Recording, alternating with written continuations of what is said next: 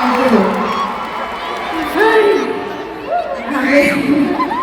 Okay.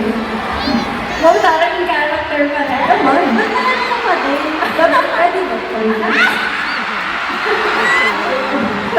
I do!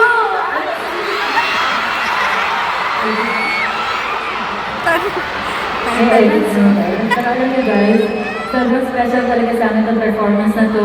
Kasi kami mismo yung nag-isip, nag-conceptualize, pero tagal namin ito pa talaga gusto natin concept ng kanta na to. Tagal din natin nakabuo ng tagal talaga yung song na to. Pero ang buo kasi talaga natin, tuloy OPM. Totoo. Sa, ano naman, kahit sa ang stage. So, we chose this song kasi it's very OPM. Oo, sobrang detail naman sa lahat ng back.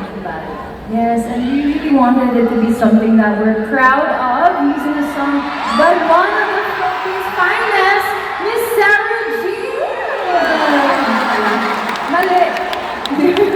Yes, we wanted to create a performance that highlights the talent, creativity, and world-class artistry of Filipino performers. Yes. Ano ba? Ano ba yung Okay, share tayo ng ano. Ha? Mga experiences during prod. During Siguro, naging struggle natin. Well, wala confident siya like Yung that. sa chair. Ayan. Yung sa chair, ang hirap sumayok sa ano. Namili kami ng chair na comfy tayo.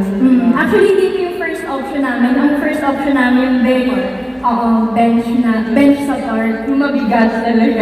Pero si Ate Aya, fix na talaga yung concept niya. Nagpa-picnic siya. Ganun. Na-enjoy na yun.